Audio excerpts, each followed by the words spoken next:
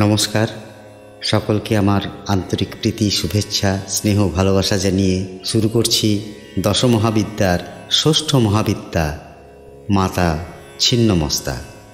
ষষ্ঠ মহাবিদ্যা ছিন্নমস্তার ছিন্নমস্তক আমাদের কীরূপ পরমবিদ্যা উপহার দিতেছেন, কি শিক্ষালোকে তিনি আমাদের আলোকিত করিতেছেন, কীরূপ আধ্যাত্মিক জগতের দ্বারা তিনি উন্মোচিত করিতেছেন, এই মহাবিদ্যা কিরূপ জ্ঞান সমুদ্রে আমাদের অবগাহন করাইবে, তাহা অনুসন্ধান করিতে ইচ্ছা করে বই কি।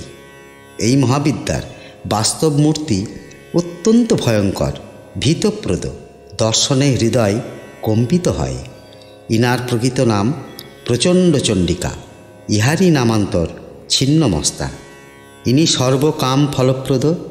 ইনার প্রসাদ লাভ করিলে সাধক সদাশিবত্ব প্রাপ্ত হন, অপুত্রক পুত্র লাভ করে, নির্ধন ধনবান হয়। ইনার অনুগ্রহ হইলে কবিত্ব ও পাণ্ডিত্য লাভ হয়। এই বিদ্যা স্ত্রী বশীকারক, মহাপাতক নাশক। ইহার উপাসনা করিলে সাধকের শত্রু বিজয় হয়, সম্পূর্ণ স্তম্ভন শক্তি লাভ করিতে পারে, রাজ্যপ্রাপ্তি ও দুর্লভ মোক্ষ প্রাপ্তি হয়। ছিন্নমস্তার আধ্যাত্মিক স্বরূপ অত্যন্ত মাহাত্ম্যপূর্ণ ও অতীব গুচ্ছ। ছিন্নমস্তার আবির্ভাব বিষয়ে একটি পৌরাণিক কাহিনী প্রচলিত আছে। তাহা হইল, একবার দেবী দুর্গা তাহার দুই সহচরী জয়া ও বিজয়াকে সঙ্গে লইয়া মন্দাকিনীতে স্নান করিতে গিয়াছিলেন। স্নানান্তে ক্ষুধা প্রবৃত্তি জীবদেহের একটি স্বাভাবিক প্রবৃত্তি। তাই মা ক্ষুধার্ত হইলেন ও তৎসহ তাহার সহচরী দুইজন জয়া ও বিজয়াও ক্ষুধায় কাতর হইয়া মাকে খাবার চাহিলেন। সামান্য একটু প্রতীক্ষা করিতে বলিয়া মা দুর্গা নীরব রহিলেন। সহচরীগণ পুনরায় মাকে খাবার চাহিলেন।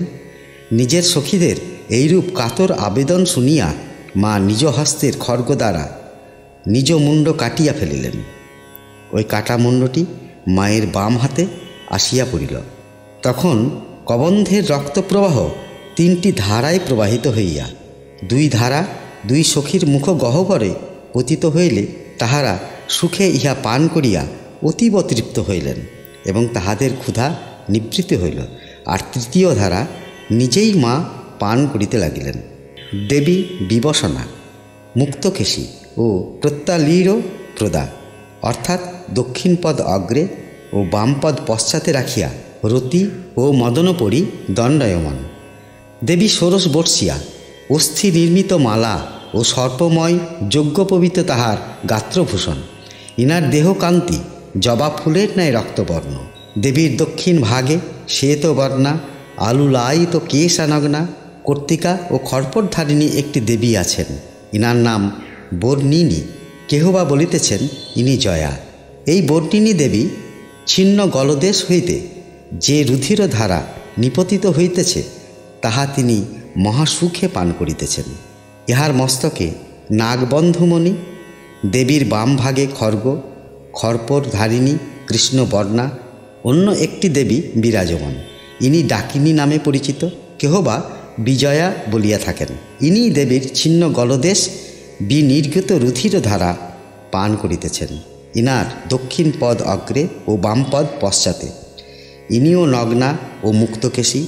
ইনি প্রলয়কালে সমস্ত জগৎ ভক্ষণ করিতে পারেন, তাই ইনি ডাকিনী নামে খ্যাত। এক্ষণে এসো আমার প্রাণপ্রিয় শত্রুবৃন্দ, এই ছিন্নমস্তা মূর্তির মধ্যে কি রূপ সাধন জগৎ নিহিত আছে তাহা অনুসন্ধান করিয়া দেখি। আমাদের আধ্যাত্মিক শক্তি ত্রিধারায় প্রবাহিত। এই ত্রিধারা হইল ইরা, পিঙ্গলা ও সুষুমা। এই ব্রহ্মশক্তি, এই ওজশক্তি যে ধারাতেই প্রবাহিত হোক না কেন, তাহা মণিপুর পদ্মে অর্থাৎ নাভিস্থান অগ্নিতত্ত্বে নিপতিত হইয়া ভস্মে পরিণত হইতেছে। সুতরাং এই ওজশক্তি আমাদের দেহরাজ্যে কোনো উপকারে লাগিতেছে না। ফলে আমাদের শরীরে আসিতেছে জরা ব্যাধি ও পরিণামে আসিতেছে মৃত্যু। এই অমৃতধারা যদি আমরা যোগ শক্তির দ্বারা ভক্ষণ করিতে পারিতাম, তবে আমরা অমরত্ব লাভ করিতে পারিতাম। তখন জরা ব্যাধি অকাল মৃত্যু আমাদের স্পর্শ করিতে পারিত না। এই যোগ শক্তিটি কি? ইহা হইল খেচুরি মুদ্রা। এই খেচুরি মুদ্রা কি তাহা গুরুর কাছে জ্ঞাত হওয়া ভালো, নচেত বাক্যের দ্বারা ব্যাখ্যা করিয়া বোধগম্য করানো অত্যন্ত দুরূহ। মায়ের এই ছিন্নমস্তা মূর্তি অতীব রহস্যময়। নিজ মস্তক নিজ হস্তে কর্তৃত হইলেও তিনি জীবিত। এটা একটি অন্তর্মুখী সাধন তত্ত্বের পরিচয় বহন করে। এক্ষণে মা বলিতেছেন, দেখো পুত্র, তোমার ত্রিধারা তুমি যোগ বলে নিজেই ভক্ষণ করো। যদি পারো তবে আর এ জগতে আসিতে হইবে না। তুমি জন্ম মৃত্যুর পরপারে এক অমৃত লোকে অবস্থান করিবে। মা ষোড়শ বর্ষিয়া অর্থাৎ পূর্ণ যৌবনা। ইহা সাধন করিবার উপযুক্ত সময়।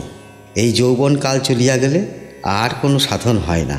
তাই মা বলিতেছেন, যৌবনকালে সাধন করো, সিদ্ধি লাভ করিতে পারিবে। মায়ের গলদেশে অস্থিমালা ও সর্পময় যজ্ঞোপবীত। অস্থি হইল পৃথ্বীশক্তি। এই দৃঢ়তাময় পৃথ্বীশক্তি দ্বারা সর্পময় যজ্ঞোপবীত রূপকুলে কুণ্ডলিনী অর্থাৎ জীবাত্মাকে জাগ্রত করো পুত্র। সর্বোপরি তুমি কামজয়ী হও পুত্র।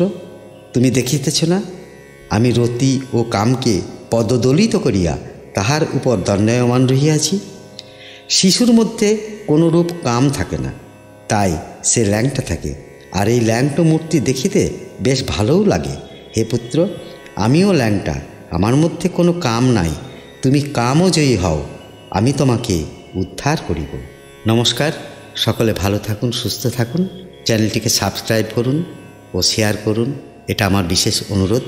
এর পরের বৃহস্পতিবার আমরা দশমহাবিদ্যার সপ্তম মহাবিদ্যা মাতা ধূমাবতী সম্বন্ধে আলোচনা করিব। নমস্কার।